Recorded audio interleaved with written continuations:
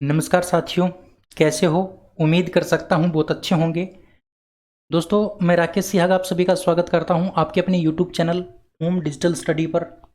दोस्तों, हमेशा की तरह आपको पता है कि मैं आपको पेपर का सॉल्यूशन करवा रहा हूँ और आरएसएम एसएसबी ने जो पेपर करवाए हैं 2015 से लेकर 2019 तक, वो सारे क्वेश्चन पेपर मैं आपको सोल्व करवा रहा हूँ। और उन क्वेश्चन पेपर में मैं आपको साइंस के क्वेश्चन सोल्व करवा रहा हूँ। पिछले 2-3 दिन से हमारी जो सीरीज चल रही है वो एलडीसी के पेपर की चल रही है। किसकी चल रही है? एलडीसी के पेपर की। तो एलडीसी का जो पेपर हुआ था उसके बारे में हम डिस्कस कर रहे हैं। तो एलडीसी का जो पेपर आपका 9 सितंबर 2018 को हुआ था उसके बारे में हम डिस्कस कर रहे हैं। थोड़ा सा मतलब प्रोसेसिंग ले रहा है। डोंट वरी, आप निश्चिंत रहिए, सब कुछ सही होगा। ठीक है।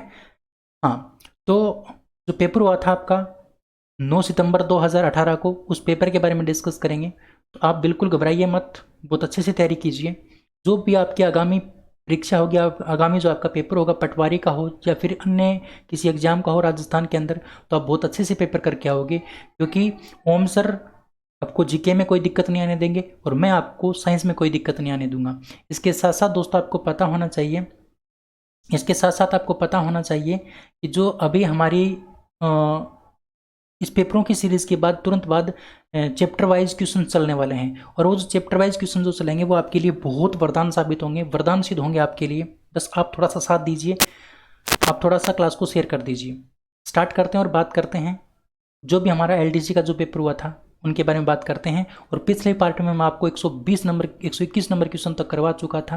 मैंने आपको बताया था 101 से लेके और 142 नंबर क्वेश्चन तक जो क्वेश्चन पेपर जो है ना आपके, वो किसके हैं? वो आपके हैं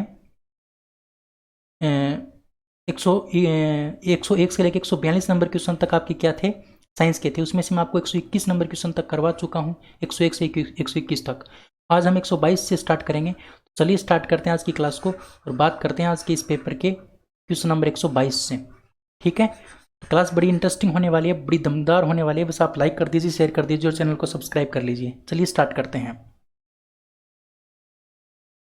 तो हम बात करने वाले हैं 122 नंबर क्वेश्चन से, है ना।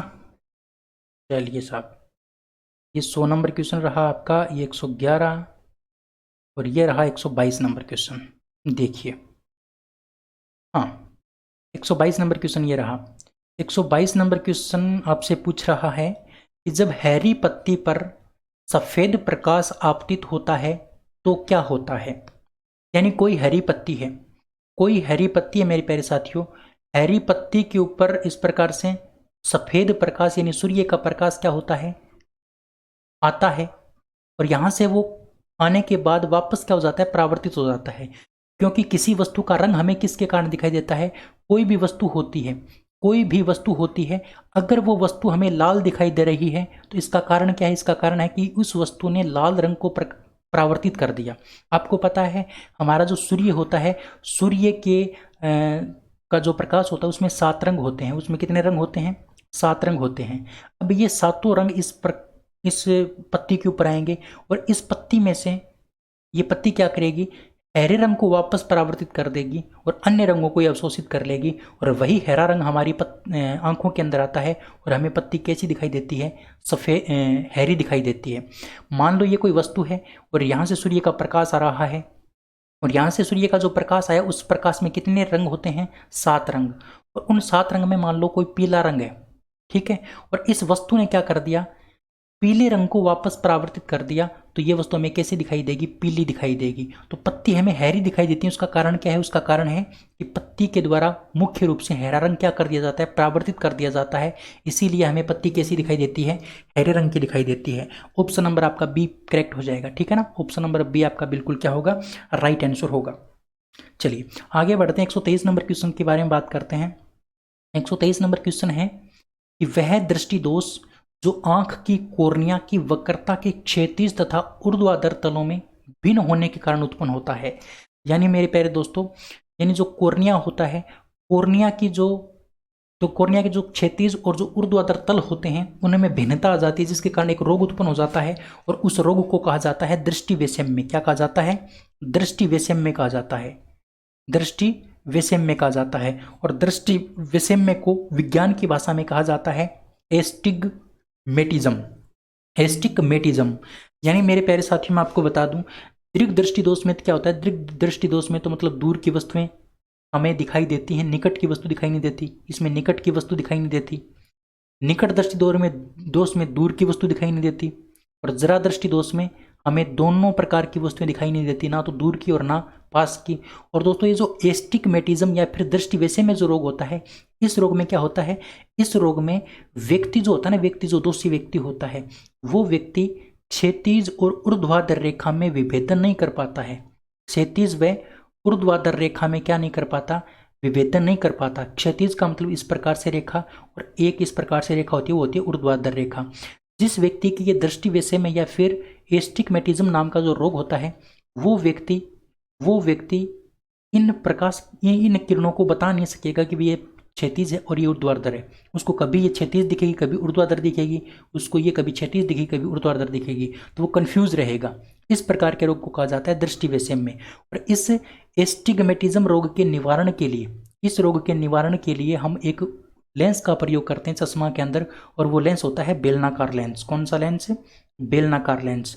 तो क्वेश्चन आपसे पूछा जा सकता है कि एस्टिग्मेटिज्म नाम का जो आपका रोग होता है, दृष्टि रोग होता है, उसमें कौन सा लेंस काम में लिया जाता है? तो ध्यान रखना बेलनाकार लेंस काम में लिया जाता है।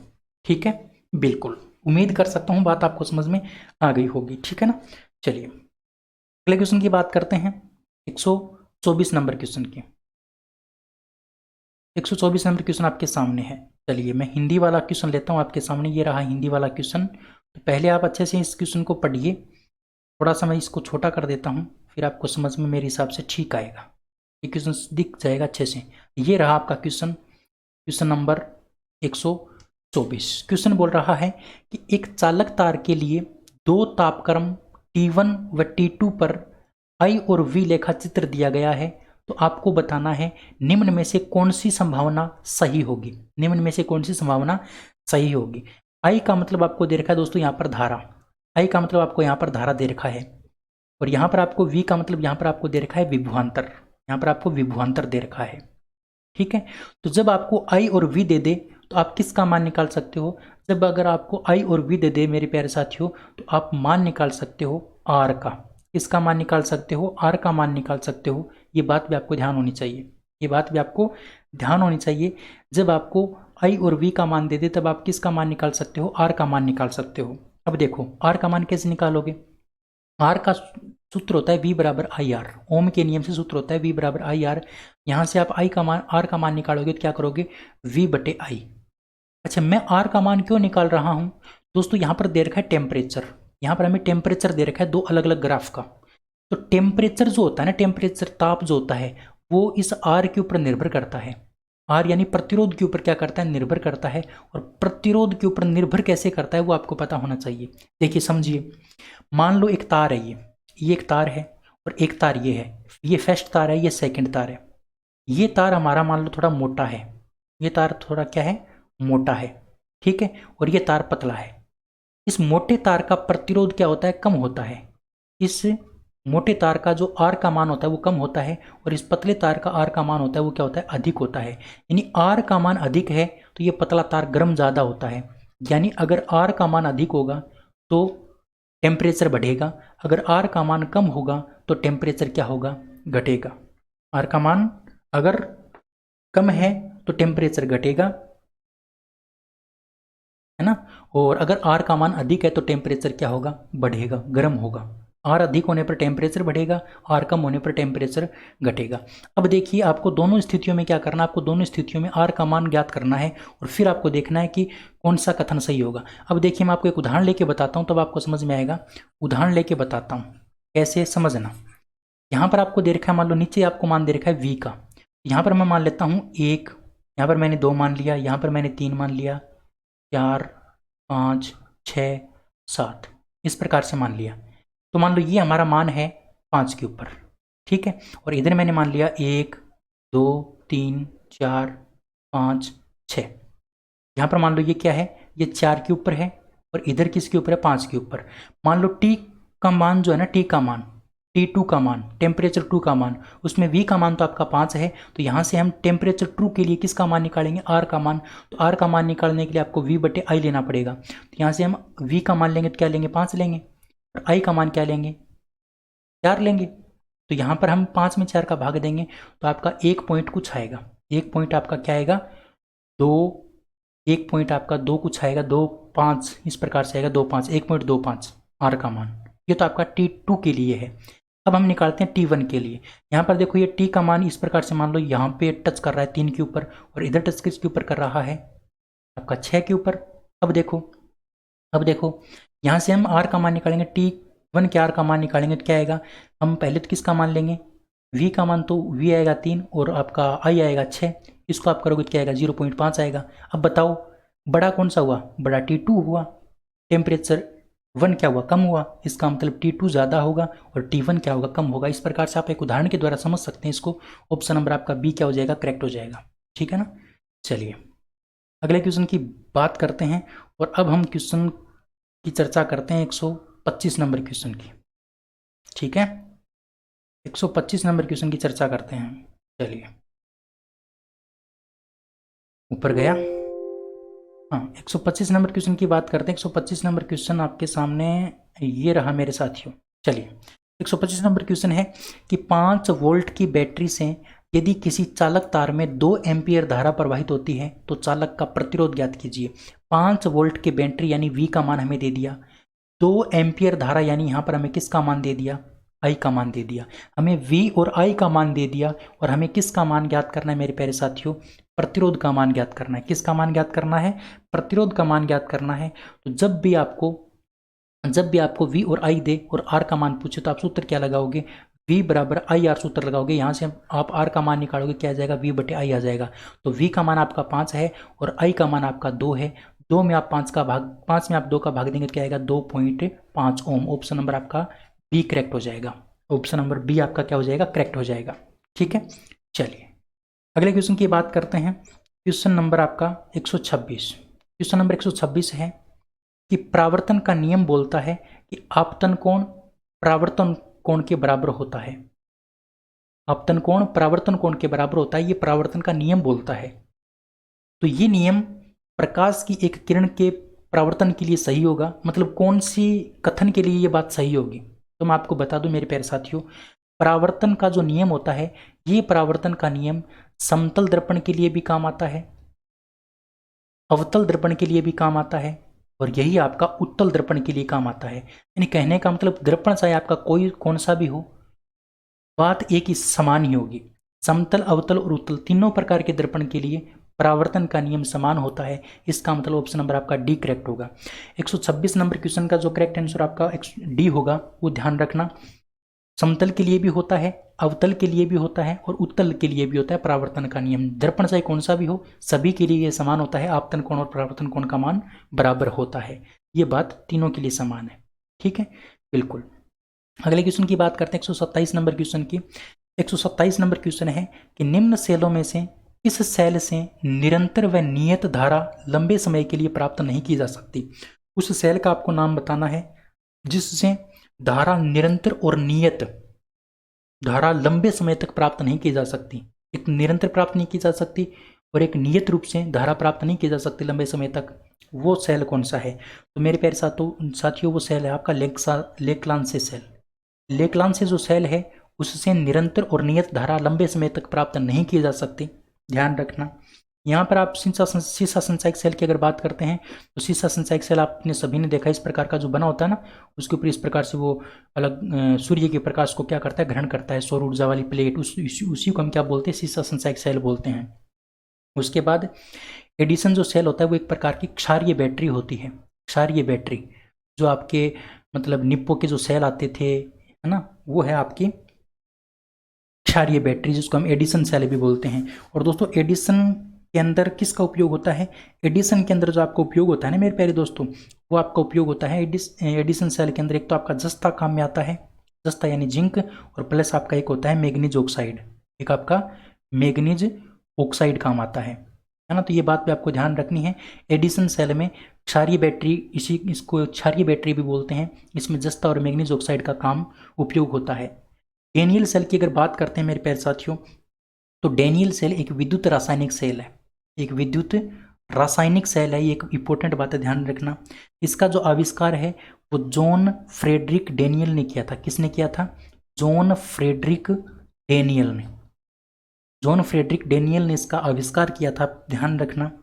और दोस्तों बात करते हैं लेक्लांसी सेल की। तो लेक्लांसी जो सेल होता है आपका, वो इसकी जो खोज है या इसका जो आविष्कार है वो जॉर्जेस लेक्लांसी ने किया था। किसने किया था? जॉर्जेस लेक्लांसी ने। जॉर्जेस लेक्लांसी ने जॉर्जेस लेक्लांसी ने इसका मतलब आविष्कार किया था। और दोस्तों जो शुष्क सेल होता है वो इसी का परिवर्तित रूप होता है। शुष्क सेल जो होता है ना, वो इसी लेक्लांसी सेल का परिवर्तित रूप होता है। ये बात भी आपको कहीं ना कहीं ध्यान रखनी है। तो ये कुछ इंपॉर्टेंट फैक्ट थे आपके 127 नंबर क्वेश्चन की। उम्मीद कर सकता हूँ आपको समझ में आ गए होंगे। चलिए अगले क्वेश्चन की ओर बढ़ते हैं, 128 नंबर क्वेश्चन की ओर।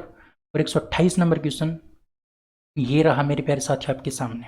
देखिए कि एक लेंस वायु में अपसारी लेंस की तरह काम करता है और पानी में वो अभिसारी लेंस के समान काम करता है, तो लेंस के पदार्थ का अपवर्तनांक क्या होगा? अब ये थोड़ा सा क्वेश्चन है ना मेरे प्यारे साथियों, वो आपको दिखाई तो दे रहा है न्यूमेरिकल जैसा, लेकिन ये क्वेश्चन न्यूमेरिकल नहीं है। ये क्वेश्चन आपका क्या है? थ्योरेटिकल क्वेश्चन है। और इसको थोड़ा सा समझना है। कैसे? देखो, कोई भी लेंस होता है, कोई भी लेंस होता है, उस लेंस को हम क्या करेंगे? किसी द्रव पदार्थ में डाल देंगे। किसी द्रव पदार्थ में डाल देंगे तो द्रव पदार्थ में डालने के बाद उसकी क्षमता क्या हो जाती है? कम हो जाती है। उसकी क्षमता क्या हो जाती है?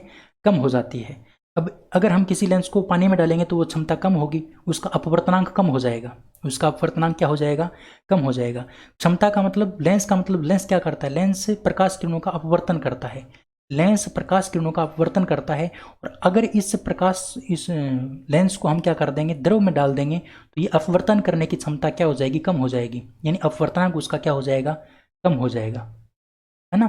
और दोस्तों यहाँ पर दो बात दे रखी है, तो आपको वायु की बात दे रखी है और एक बात आपको पानी की दे रखी है। एक तो वायु की और एक पानी की, दो बात दे रखी है।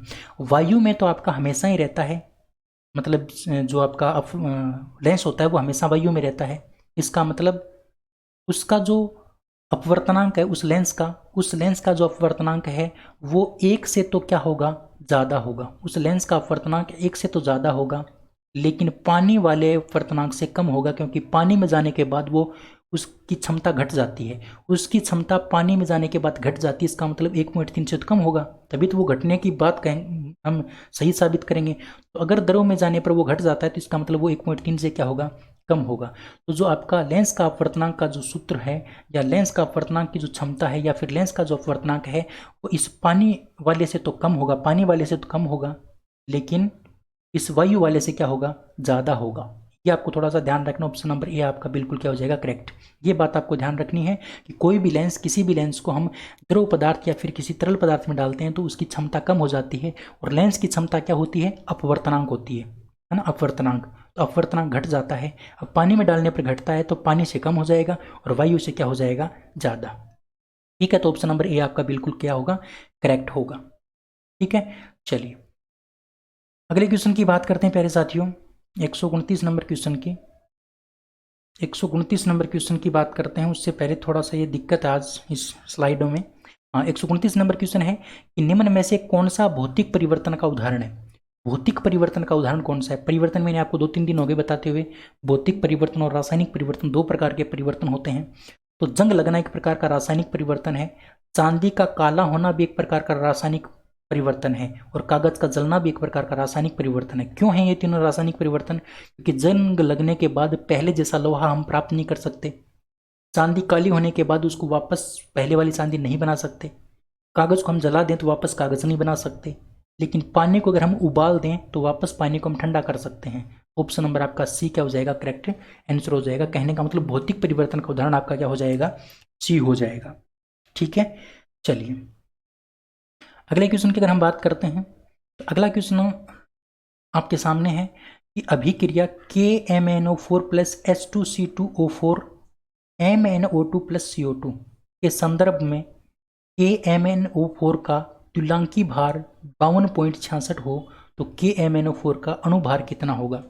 दोस्तों ये क्वेश्चन बड़ा आपको दे रखा है, लेकिन आपको पूछा इतना ही है इस KMnO4 का अणुभार क्या होगा, इसका अणुभार क्या होगा। तो ध्यान रखना मेरे प्यारे साथियों, इस KMnO4 का जो अणुभार होता है वो होता है आपका 158 होता है, ठीक है ना। इसका अणुभार 158 होता है, लेकिन 158 किसी में भी नहीं दे रखा है, इसलिए इस क्वेश्चन को डिलीट माना गया था। इस क्वेश्चन को डिलीट माना था विभाग ने, इस क्वेश्चन को विभाग ने क्या माना था, डिलीट माना था। तो आपको ध्यान रखना है कि MnO4 का या फिर पोटेशियम मैग्नीज ऑक्साइड का जो तुल्यांकी भार होता है वो तो 52.66 होता है। और दोस्तों इसका जो आपका अणुभार होता है वो होता है आपका 158। अणुभार आपका कितना होता है, 158 होता है। ये दोनों बातें आपको ध्यान रखनी है, ठीक है। चलिए अगला क्वेश्चन है कि निम्न में से किस यौगिक में ऑक्सीजन की ऑक्सीकरण संख्या धनात्मक है। अब देखिए मेरे प्यारे दोस्तों, कोई भी आपका अणुसूत्र होता है, कोई भी अणुसूत्र होता है, उस अणुसूत्र में आपके दो प्रकार के मतलब क्या पाए जाते हैं, अणु पाए जाते हैं। जैसे NaCl है, इसमें एक अणु तो आपका सोडियम का है और एक अणु आपका किसका है, क्लोराइड का है। जैसे KOH है, इसमें एक तो आपका पोटेशियम का है और एक आपका हाइड्रोक्साइड का है। इसी प्रकार से आपका ये देखो OF2 है, ये भी इसमें एक ऑक्सीजन का एक फ्लोरीन का है। तो आपको देखना है कि धनात्मक कौन सा होता है और ऋणात्मक कौन सा होता है। जो पहले नंबर पर आता है वो हमेशा धनात्मक होता है और दूसरे नंबर पर आता है वो हमेशा ऋणात्मक होता है। ये धनात्मक, ये ऋणात्मक। इसमें देखो ये धनात्मक, यहाँ पर O ऋणात्मक, यहाँ पर भी O ऋणात्मक, यहाँ पर भी O ऋणात्मक, लेकिन यहाँ पर O धनात्मक होगा। और आपको यही पूछा था कि ऑक्सीकरण संख्या ऑक्सीजन की धनात्मक किसके अंदर होगी, तो दोस्तों D के अंदर होगी। किसके अंदर होगी, D के अंदर, क्योंकि D वाला है ना वो उसके अंदर क्या है, ऑक्सीजन पहले नंबर पर आया है। D वाले में ऑक्सीजन पहले नंबर पर आया है, इसलिए आपका ऑप्शन नंबर D क्या हो जाएगा, करेक्ट आंसर हो जाएगा, ठीक है, बिल्कुल। अगले क्वेश्चन की बात करते हैं मेरे प्यारे साथियों। 132 नंबर क्वेश्चन आपके सामने ये रहा। 132 नंबर क्वेश्चन आपके सामने ये रहा। क्वेश्चन है कि हक्कल के नियम के अनुसार, हक्कल के नियम के अनुसार निम्न में से कौन सा यौगिक एरोमेटिक है, कौन सा यौगिक एरोमेटिक है। पहले तो आपको समझना है कि हक्कल का नियम क्या था। दोस्तों हक्कल ने नियम दिया था कि कोई भी यौगिक अगर 4n+2 पाई इलेक्ट्रॉन का क्या करता है, पाई इलेक्ट्रॉन का अगर पालन करता है तो वो तत्व या फिर वो यौगिक क्या होगा, आपका एरोमेटिक होगा। 4n+2 पाई इलेक्ट्रॉन का क्या करता है, अगर वो पालना करता है तो वो क्या होगा, आपका एरोमेटिक होगा। अच्छा 4n+2 क्या है, पाई इलेक्ट्रॉन का मतलब क्या होता है, पाई इलेक्ट्रॉन का मतलब होता है डबल बंध। क्या होता है, डबल बंध, यानी दो बंध, डबल बंध। द्विबंध जो होता है उसको बोलते हैं पाई इलेक्ट्रॉन। अच्छा पाई इलेक्ट्रॉन कितने हो सकते हैं, जैसे यहाँ पर छोटा मान आप क्या रख सकते हो, 0 रख सकते हो, उसके बाद 1 2 3 4 5 इस प्रकार से कुछ भी लिख सकते हो। पहले आपको क्या करना है, यहाँ पर 0 रखना है। तो 4 इंटू n की जगह आप 0 रखोगे तो 0 + 2, तो इसका मान 0 हो गया, +2। इसको आप हल करोगे तो कितना आएगा, 2 आएगा। यानी छोटे से छोटा जो आपका बंध आएगा तो उसमें कितने पाई इलेक्ट्रॉन आएंगे, उसमें 2 पाई इलेक्ट्रॉन आएंगे। कितने पाई इलेक्ट्रॉन आएंगे, आपके 2 पाई इलेक्ट्रॉन आएंगे। जिसके अंदर 2 पाई इलेक्ट्रॉन होंगे वो क्या होगा, आपका एरोमेटिक होगा। इसके बाद आप यहाँ पर 1 रख लो, 4 × 1 + 2, तो यहाँ पर कितना हो गया, 6 हो गया। यानी जिसके अंदर 6 द्विबंध होंगे, वो भी आपका क्या होगा, एरोमेटिक होगा। उसके बाद 4 × 2 + 2 यानी यहाँ पर 10 हो गया। जिसके अंदर 10 द्विबंध होंगे वो भी क्या होगा, आपका एरोमेटिक होगा। जैसे किसी के अंदर अगर 1 द्विबंध है तो वो एरोमेटिक नहीं है, किसी के अंदर अगर 3 द्विबंध है तो वो एरोमेटिक नहीं है, किसी के अंदर अगर 4 5 6 7 8 9 तक अगर किसी के पास द्विबंध है तो वो एरोमेटिक नहीं है। एरोमेटिक वही होगा जिसके अंदर द्विबंध या तो 2 आएंगे या 6 आएंगे या 10 आएंगे या फिर इस प्रकार से आगे बढ़ता जाएगा। तो पहले को देखो, इसमें कितने द्विबंध हैं, इसमें 4 द्विबंध हैं, 1 2 3 और 4, तो ये नहीं हो सकता। इसको देखो, इसमें भी कितने हैं, 1 2 3 और 4, ये भी नहीं हो सकता। इसके अंदर 2 तो ये रहे, एक तो ये रहा 1, एक ये रहा 2 और एक ये रहा 3, ये भी नहीं हो सकता। इसको देखो, इसमें या तो ये है और या फिर ये है, 2 ही हैं। इसका मतलब आपका एरोमेटिक क्या हो जाएगा, ऑप्शन नंबर बी हो जाएगा। तो हक्कल ने ये नियम दिया था 4n+2 पाई इलेक्ट्रॉन का मतलब द्विबंध। आप n का मान रख के देखो, यानी 2 6 और 10, अगर 2 6 10 मतलब द्विबंध हैं तो आपका एरोमेटिक है हक्कल के नियम के अनुसार। ऑप्शन नंबर आपका बी करेक्ट है।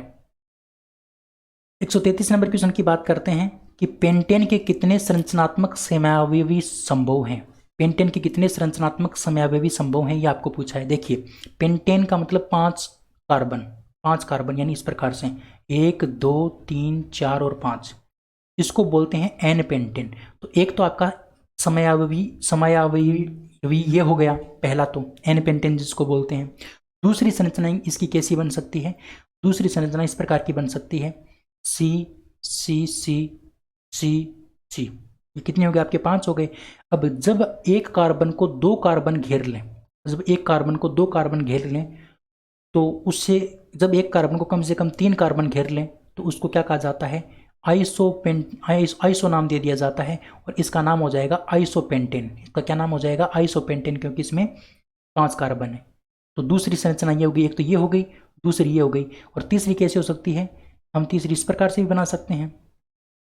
ये हो गया, तो इस कार्बन को कितने कार्बन ने घेर लिया, 4 कार्बन ने घेर लिया, तो ये भी आपका क्या है, नियोपेंटेन है। इसकी 3 ही संरचनाएं बन सकती हैं, इससे आगे नहीं बन सकती। तो इसका ऑप्शन नंबर डी क्या हो जाएगा, करेक्ट हो जाएगा। तो ये क्वेश्चन कई बार पूछा गया है कि पेंटेन की कितनी संरचनाएं बनाई जा सकती हैं, तो पेंटेन की 3 संरचनाएं बनाई जा सकती हैं, सामान्य पेंटेन, आइसोपेंटेन और नियोपेंटेन। ठीक है ना, सामान्य पेंटेन, आइसोपेंटेन और नियोपेंटेन, ये इसकी 3 संरचनाएं बनाई जा सकती हैं।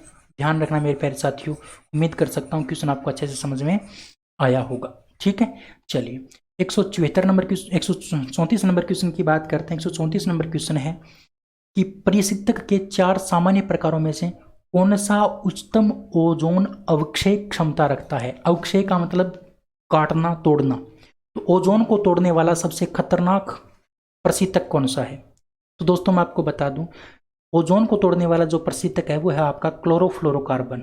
क्लोरोफ्लोरोकार्बन, ठीक है ना, क्लोरोफ्लोरोकार्बन, जो जिसका उपयोग रेफ्रिजरेटर यानी फ्रिज के अंदर किया जाता है ना। और ये क्लोरोफ्लोरोकार्बन फ्रिज से निकलता है, और ये हमारे ये हमारे समताप मंडल में चला जाता है, समताप मंडल में, और वहाँ पर जाके ओजोन परत के अंदर क्या कर रहा है, छिद्र कर रहा है। और इस ओजोन परत में छिद्र होने से क्या होगा, ओजोन परत की मोटाई में कमी हो जाएगी, और सूर्य से आने वाली पेरा बैंगनी किरणें हमारे वायुमंडल में प्रवेश कर जाएंगी, और वायुमंडल में प्रवेश करने के बाद हमारी त्वचा को क्या करेंगे, कैंसर से पीड़ित कर देंगी। तो हम CFC का उपयोग कम करें, उसकी जगह हम किसका उपयोग करें, HFC का उपयोग करें। तो सबसे खतरनाक ओजोन अवक्षय वाला कौन होता है, तो आपका क्लोरोफ्लोरोकार्बन CFC होता है। ऑप्शन नंबर आपका ए बिल्कुल करेक्ट हो जाएगा। चलिए अगला क्वेश्चन है कि सफ़ेद शीशा यानी लेड कौन सा है। सफ़ेद शीशा का सूत्र कौन सा है, आपको ये पूछा है। तो मेरे प्यारे साथियों मैं आपको बता दूं, सफ़ेद शीशा किसे कहा जाता है, तो सफ़ेद शीशा कहा जाता है लेड हाइड्रोक्साइड और लेड कार्बोनेट। लेड हाइड्रोक्साइड और लेड कार्बोनेट के मिश्रण को क्या कहा जाता है, सफ़ेद शीशा कहा जाता है। ऑप्शन नंबर आपका सी करेक्ट हो जाएगा। ऑप्शन नंबर आपका सी करेक्ट होगा। लेड हाइड्रोक्साइड और लेड कार्बोनेट के मिश्रण को हम क्या बोलते हैं, इसके मिश्रण को हम बोलते हैं मेरे प्यारे साथियों सफ़ेद शीशा। ठीक है, चलिए अगले क्वेश्चन की बात करते हैं 136 नंबर क्वेश्चन की। 136 नंबर क्वेश्चन है आपके सामने कि नाइलॉन 66 की एकलक इकाइयाँ कौन सी हैं। यानी नाइलॉन 66 जो है ना वो कहाँ से प्राप्त होता है, किस से प्राप्त होता है, यानी किन किन इकाइयों से मिलकर के नाइलॉन 66 का निर्माण होता है। दोस्तों ये रटने वाली चीज़ है। ये जो नाइलॉन 6 होता है इसका निर्माण एडिपिक अम्ल और hexa methylene diamine, hexa methylene diamine के द्वारा होता है। एडिपिक अम्ल और हेक्सा मेथिलिन डाइएमीन आपस में मिलकर के किसका निर्माण करते हैं, नाइलॉन 66 का निर्माण करते हैं। ऑप्शन नंबर ए आपका बिल्कुल क्या होगा, करेक्ट होगा। एडिपिक अम्ल और हेक्सा मेथिलिन डाइएमीन जो आपस में मिलकर निर्माण करते हैं वो किसका करते हैं, नाइलॉन 66 का करते हैं। ठीक है, चलिए 137 नंबर क्वेश्चन की बात करें तो 137 नंबर क्वेश्चन है कि ताप दृढ़ बहुलकों के लिए सही कथन का चयन कीजिए। ताप दृढ़ बहुलकों के लिए सही कथन का चयन करना है। तो मेरे प्यारे साथियों जो ताप दृढ़ बहुलक जो होते हैं ना वो किस प्रकार के होते हैं, तो ताप दृढ़ बहुलक गर्म करने पर न तो पिघलते हैं और न ही नरम होते हैं। बिल्कुल सही बात है। ये तिर्यकबद्ध बहुलक होते हैं। तिर्यकबद्ध का मतलब इस प्रकार से आपस में एक दूसरे से तीनों इस प्रकार से जुड़े होते हैं, है ना, इस प्रकार से आपस में जुड़े होते हैं, इसको बोलते हैं तिर्यकबद्ध। ये बात भी सही है। और गर्म करने पर जो तिर्यक बंध होते हैं उन तिर्यक बंधों के द्वारा जाल का निर्माण होता है, और जब इसे ठंडा करते हैं तो ये वापस क्या हो जाते हैं, कठोर हो जाते हैं। तो ये बिल्कुल बात सही है। इसका मतलब आपका ऑप्शन नंबर डी क्या हो जाएगा, करेक्ट आंसर हो जाएगा। ऑप्शन नंबर डी आपका क्या हो जाएगा, बिल्कुल करेक्ट आंसर हो जाएगा 137 नंबर क्वेश्चन का। ठीक है, चलिए 138 नंबर क्वेश्चन की बात करें तो 138 नंबर क्वेश्चन है कि विषमांगी उत्प्रेरण की सक्रियता किसके ऊपर निर्भर करती है। जो आपका विषमांगी उत्प्रेरण होता है उसकी सक्रियता किसके ऊपर निर्भर करती है। तो देखिए, विषमांगी उत्प्रेरण मैंने आपको पहले भी बताया था, विषमांगी उत्प्रेरक होता क्या है, यानी एक होता है अभिकारक, एक होता है अभिकारक, एक होता है आपका उत्पाद और एक होता है आपका उत्प्रेरक। अगर इसकी अवस्था गैस है, इसकी अवस्था भी गैस है और इसकी अवस्था अगर मान लो ठोस है तो ये एक उत्प्रेरक कौन सा है, विषमांगी है। मतलब अभिकारक और उत्पाद से अगर अलग इसकी अवस्था है उत्प्रेरक की तो उसको बोलते हैं विषमांगी उत्प्रेरण। और इसकी सक्रियता किसके ऊपर निर्भर करती है, तो पृष्ठीय क्षेत्रफल पर करती है, बिल्कुल सही बात है। सक्रिय केंद्रों की संख्या पर निर्भर करती है, बिल्कुल सही बात है। बनाने की विधि पर, यानी वो अभिक्रिया किस प्रकार से हो रही है, वो बना किस प्रकार से रहे हैं हम विषमांगी उत्प्रेरण, उसकी विधि पर निर्भर करती है। बिल्कुल, वो कितना सक्रिय होगा उस बनाने की विधि पर भी मतलब क्या करता है वो निर्भर करता है। तो इसका मतलब ऑप्शन नंबर आपका डी क्या हो जाएगा, करेक्ट हो जाएगा। कुल पृष्ठीय क्षेत्रफल, सक्रिय केंद्रों की संख्या और बनाने की विधि, तीनों के ऊपर क्या करता है, वो निर्भर करता है। ठीक है, तो उम्मीद कर सकते हैं ये क्वेश्चन आपको समझ में आया होगा। बात करते हैं अगले क्वेश्चन की। अगले क्वेश्चन की बात करते हैं 139 नंबर क्वेश्चन की। थोड़ा सा आज इसमें प्रॉब्लम है मेरे प्यारे साथियों ना, थोड़ा सा प्रॉब्लम इसमें हो रहा है। चलिए 139 नंबर क्वेश्चन, 139 नंबर क्वेश्चन है, अच्छा उत्प्रेरक एवं ऑक्सीकरण संख्या को बदलने की क्षमता रखने वाला तत्व क्या कहलाता है। अच्छा उत्प्रेरक होता हो, अच्छा उत्प्रेरक भी हो और ऑक्सीकरण संख्या को बदलने की क्षमता भी रखता हो, उस तत्व को कहा जाता है संक्रमण तत्व। क्या कहा जाता है, संक्रमण तत्व कहा जाता है। ऑप्शन नंबर ए आपका बिल्कुल करेक्ट हो जाएगा। अच्छा उत्प्रेरक भी हो और ऑक्सीकरण संख्या को बदलने की क्षमता भी रखता हो, उसे कहा जाता है संक्रमण तत्व। नोबल गैस क्या होती हैं, नोबल गैस वो गैसें होती हैं जिनकी संयोजकता 0 होती है, जिनकी संयोजकता 0 होती है उन्हें हम बोलते हैं नोबल गैस। क्षारीय धातु कौन कौन सी होती हैं, जैसे सोडियम हो गया, पोटेशियम हो गया, है ना, पोटेशियम हो गया, इसके साथ साथ आपका सीजियम हो गया, सीजियम हो गया, रेडियम हो गया, आरडी रेडियम हो गया, ये सारी धातुएं आपकी क्षारीय धातु होती हैं। ऑप्शन नंबर ए आपका बिल्कुल करेक्ट है। अगला क्वेश्चन है कि क्रोमियम का सही इलेक्ट्रॉनिक विन्यास, क्रोमियम का सही इलेक्ट्रॉनिक विन्यास क्या होगा। तो दोस्तों क्रोमियम का इलेक्ट्रॉनिक विन्यास एक अपवाद है और ये अपवाद आपको ध्यान रखना पड़ता है। क्रोमियम का जो इलेक्ट्रॉनिक विन्यास होता है वो आपको ध्यान रखना पड़ता है, अपवाद है। ये आप हाउ नियम का उपयोग मतलब पालना नहीं करता, इसलिए क्रोमियम का इलेक्ट्रॉनिक विन्यास आपसे पूछा भी जाता है और इसका इलेक्ट्रॉनिक विन्यास होता है 3d5 4s1, 3d5 4s1, 3d5 4s1, है ना। ये आपको थोड़ा सा ध्यान रखने। कॉपर का भी इसी प्रकार से होता है 3d9 4s1, 3d9 4s1, ये भी एक क्या होता है, अपवाद होता है। तो ये दोनों आपको ध्यान रखने पड़ते हैं, कॉपर और क्रोमियम, कॉपर और क्रोमियम दोनों के इलेक्ट्रॉनिक विन्यास अपवाद हैं। आप हाउ नियम का मतलब क्या नहीं करता, आप हाउ नियम का वो पालना नहीं करता। ठीक है, अच्छा कॉपर का कितना होता है 3d5 4s1, 3d9 4s1 और 3d5 4s1 किसका होता है, क्रोमियम का। अच्छा अगले क्वेश्चन की बात करते हैं 141 नंबर क्वेश्चन की। 141 नंबर क्वेश्चन है कि pH3 की तुलना में NH3 का कंपनांक ज़्यादा होता है। pH3 की तुलना में NH3 का कंपनांक ज़्यादा क्यों होता है, तो प्यारे साथियों मैं आपको बता दूं, हाइड्रोजन बंध के कारण। NH3 में क्या होते हैं, हाइड्रोजन बंध होते हैं। और दोस्तों हाइड्रोजन बंध की जो सक्रियता होती है, जो गलनांक क्षमता होती है वो ज़्यादा होती है, इसलिए इसका कंपनांक क्या होता है, ज़्यादा होता है ना। इसका कंपनांक क्या होता है, ज़्यादा। हाइड्रोजन बंध आसानी से नहीं टूटते, इसीलिए इनकी कंपनांक क्षमता क्या होती है, ज़्यादा होती है NH3 में हाइड्रोजन बंध होने के कारण। ऑप्शन नंबर आपका सी क्या हो जाएगा, करेक्ट आंसर हो जाएगा। अगले क्वेश्चन की बात करते हैं 142 नंबर क्वेश्चन की। तो 42 नंबर क्वेश्चन है कि लिस्ट ए का लिस्ट 2 से मिलान कीजिए और लिस्ट में दिए गए कोड का प्रयोग करके सही उत्तर का चयन कीजिए। अच्छा, पीवीसी क्या है? पीवीसी एक दोस्तों बहुलक है। और किस प्रकार का बहुलक है? ताप सुघट्य बहुलक है। पीवीसी किस प्रकार का बहुलक है? ताप सुघट्य बहुलक है, यानी 1 का 2 से क्या हो जाएगा? मिलान हो जाएगा। उसके बाद दोस्तों बेकेलाइट एक प्रकार का ताप दृढ़ बहुलक है। बेकेलाइट एक प्रकार का ताप दृढ़ बहुलक है। इसका मतलब 2 का मिलान किससे होगा? 1 से होगा। इसी प्रकार से वल्नीकृत रबर जो है ना, वल्नीकृत रबर, वो एक प्रकार का प्रत्यास्थ बहुलक होता है, यानी खींचने वाला बहुलक होता है, वल्कनीकृत रबर। तो तीसरे का डी से। और नाइलॉन 6 एक प्रकार का रेसा होता है, ये आपका सी से मिलान हो जाएगा। तो ऐसा किसके अंदर दे रखा है? 1B, सेकंड ए, थर्ड डी और फोर्थ सी, ये दे रखा है बी के अंदर। किसके अंदर? बी के अंदर दे रखा है। ऑप्शन नंबर आपका बी क्या होगा? करेक्ट आंसर हो जाएगा। ठीक है, तो उम्मीद कर सकता हूं दोस्तों ये एलडीसी का पेपर मैंने आपको करवाया, ये आपको बहुत अच्छे से समझ में आया होगा।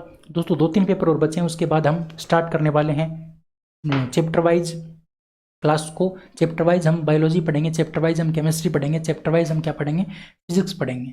ठीक है, तो आज के इस वीडियो में इतना ही। अगले वीडियो में फिर मिलते हैं, तब तक के लिए जय हिंद, जय भारत, लव यू सभी को, thank you, bye bye, have a nice day, thank you.